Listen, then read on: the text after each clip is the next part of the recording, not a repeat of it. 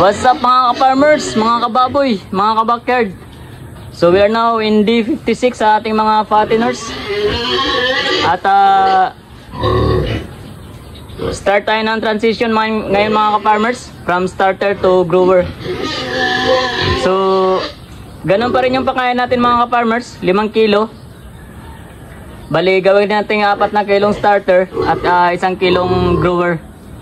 Hanggang sa ma-meet natin yung purong grower na mga ka-farmers. So kung nag-start tayo ng 1 kilong grower ngayon, so bukas dadagdagan natin ng kalahati mga ka-farmers hanggang sa parami ng parami. Hanggang sa maubos natin yung starter natin. So as we can see mga ka-farmers, medyo madungis yung mga alaga natin. Ayan. So napakadungis nila. Ang problema mga ka-farmers ay medyo hapon na. So late na tayo para magpapaligo. So ang gagawin na lang natin mga ka-farmers is maglilinis na lang tayo dito. At importante natin malinisan yung mga paa nila at saka yung nguso. And of course itong loob. So okay mga ka-farmers, linis muna tayo dito. At gutom na itong mga alaga natin. So linis lang tayo dito mga ka-farmers. Bukas na tayo magpapaligo.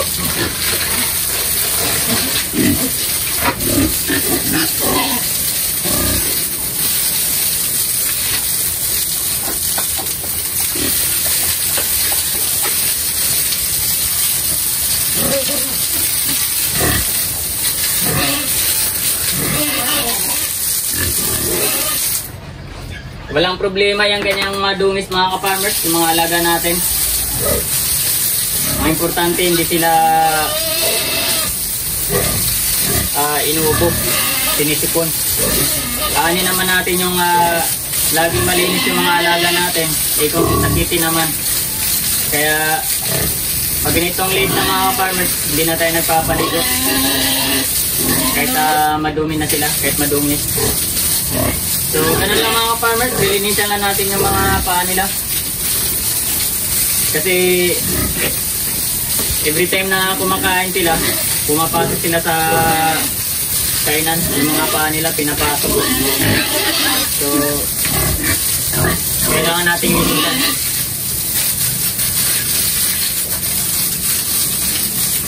So, ayan, babad lang muna natin. Din sa matagal siyang tanggalin. So babatayin lang muna natin.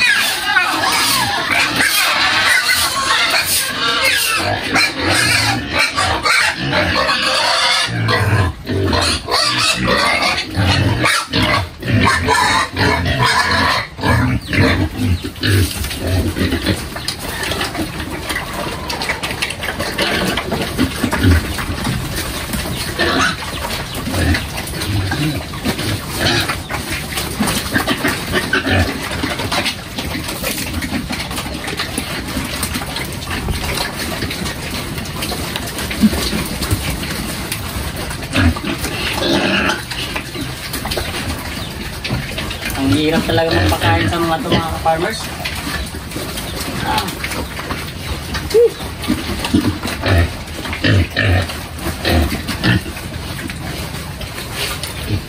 Kailangan mabilis talaga yung kamay mo dito.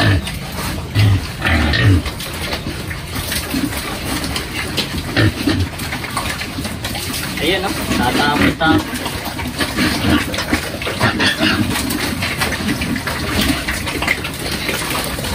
Hindi kasi sila yung tipo ng ng baboy na nag-aantay.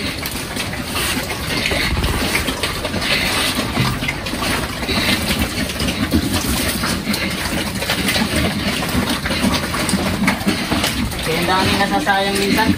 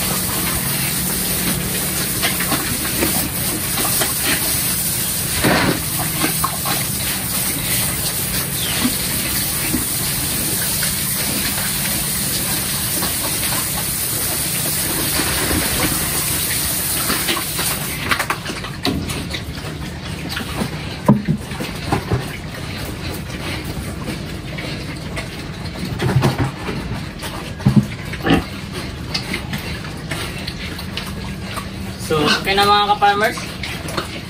Bali 5 kilo ditong pinakain natin ngayon. Kasi sa tanghali lang tayo nagbibigay ng 4 na kilo. So, pag itong umaga at saka hapunan mga ka-farmers, since mahaba yung time lapse,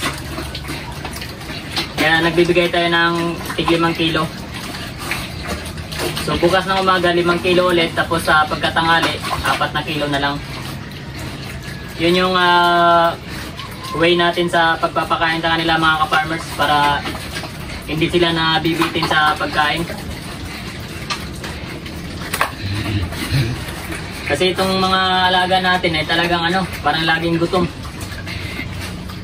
Kung mapapansin natin, sa tuwing naglalagay tayo ng pagkain, talagang sinusunggapan nila kagad. Hindi yung tipong mga alaga natin na nag-aantay na ibababa yung pagkain. Ito talagang sinasalubong, kaya dapat mabilis yung kamay mo. Kung hindi, matatapon talaga yung mga pagkain. Kagaya kanina, natapon doon sa mukha ng isa. So okay na mga ka-farmers, sinisimot na lang nila yung pagkain. Ubos na yung pagkain dito sa kainan, bali sinisimot na lang. So, kailangan nating bumaba ng maaga ngayon at para makapagsimba tayo. So, okay mga ka-farmers, happy farming!